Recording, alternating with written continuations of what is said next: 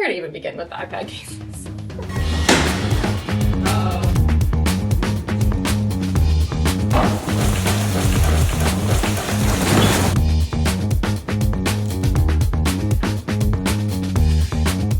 They're at least 7 feet tall.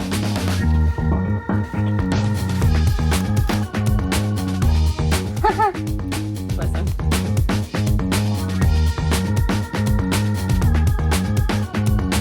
I feel like the majority of things that could have possibly gone wrong with my iPad cases did go wrong. And honestly, it's a tough one for me to talk about.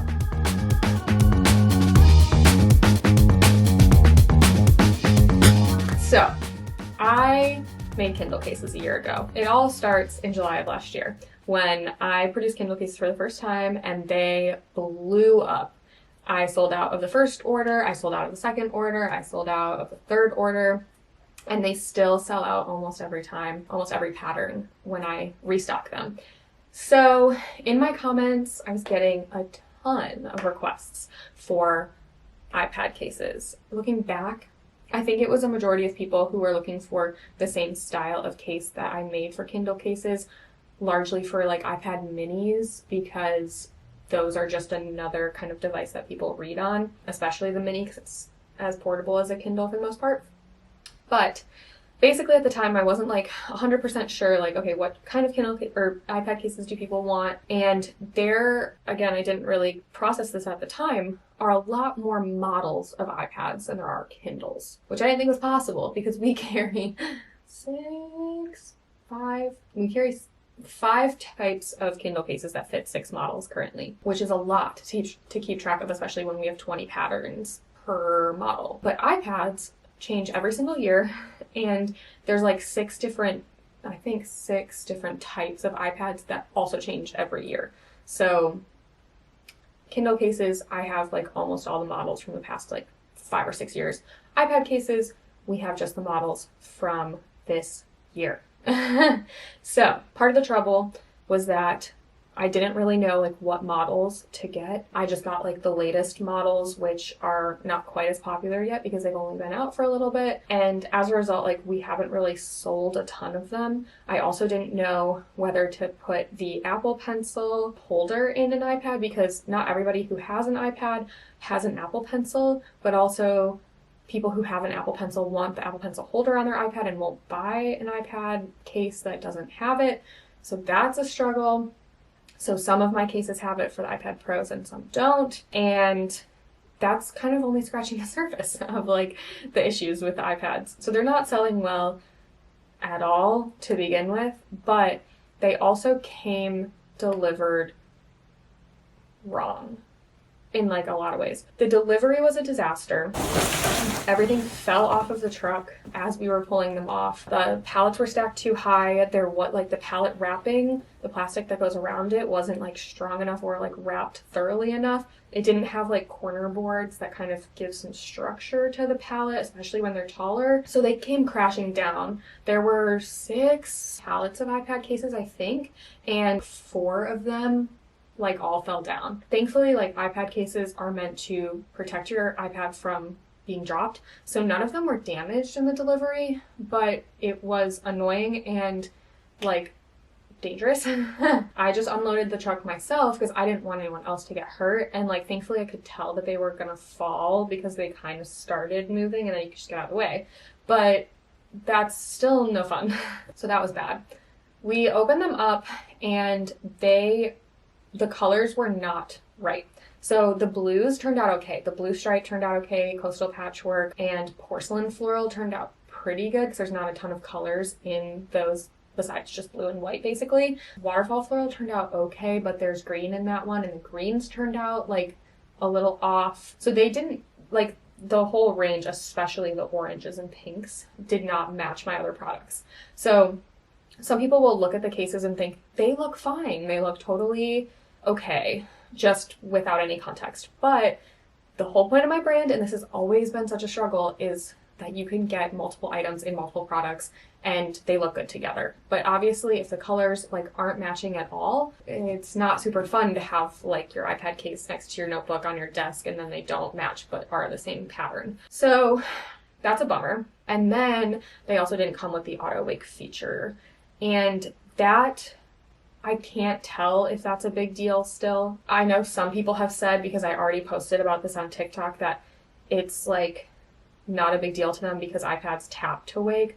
But my experience with Kindle owners is if the Kindle case isn't perfectly auto-waking, people will return them, they'll be unhappy, they'll leave negative reviews. So I was very stressed about these iPad cases not having the auto-wake feature when they were supposed to. Basically, I was left with like the decision of how to deal with them. There were 22,000 cases. I ordered the same number of iPad cases as I did Kindle cases because when I released Kindle cases, they kept selling out. And I thought, based on the amount of comments I was getting, that like iPad cases might do the same. So I didn't want to be left with like no inventory and a ton of demand. Also, I was super not thinking clearly at the time that I ordered the iPad cases.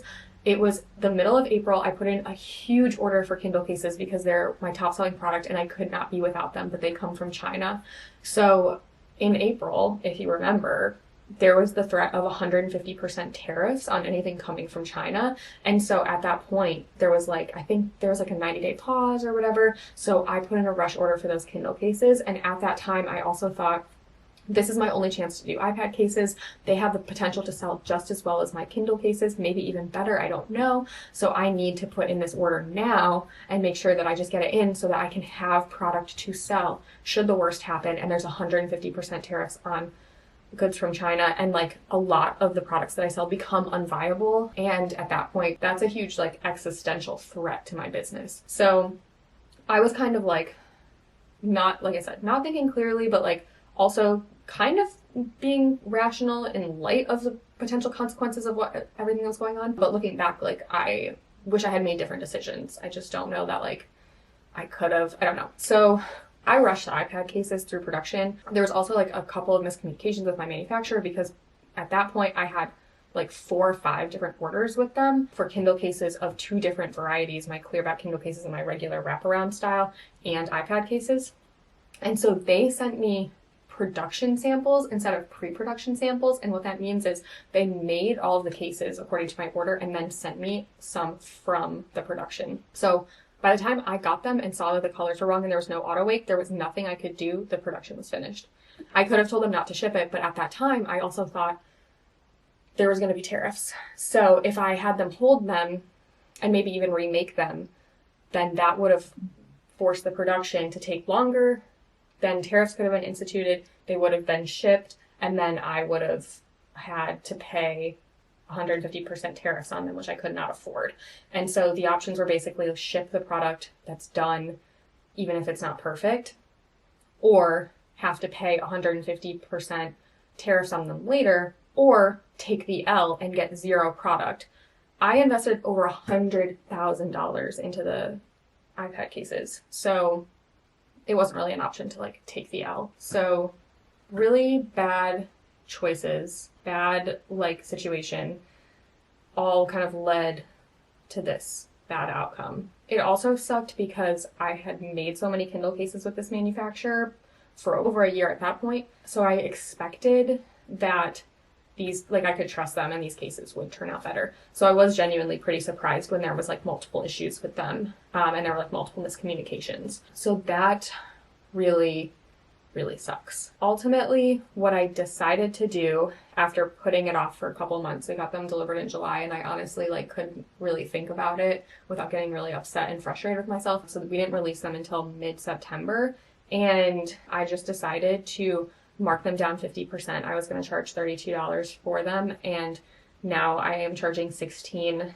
just so that I can hopefully get rid of them and like try to sell them a lot faster. Obviously, like the lower you price something, the better odds you have of selling more of the product. So that was kind of my thought there. We labeled them as imperfect and we're very upfront and transparent about the issues with the iPad cases, because if people expected the autowake feature, expected like perfect color matching, and then like we're disappointed with that, we would get really bad reviews, we would get returns. So that's not really like a viable option to not be transparent about it. But it always sucks to admit like, oh, we messed something up. It makes me feel bad, like it's embarrassing. And honestly, this whole experience is terrible. And I think we're gonna have these iPad cases for a long, long time, because even after we released them, I think we've sold under 1,000 units so far. And the release is usually when we have the most sales in like the lifetime of the product, generally speaking. So we still have like over 21,000 left.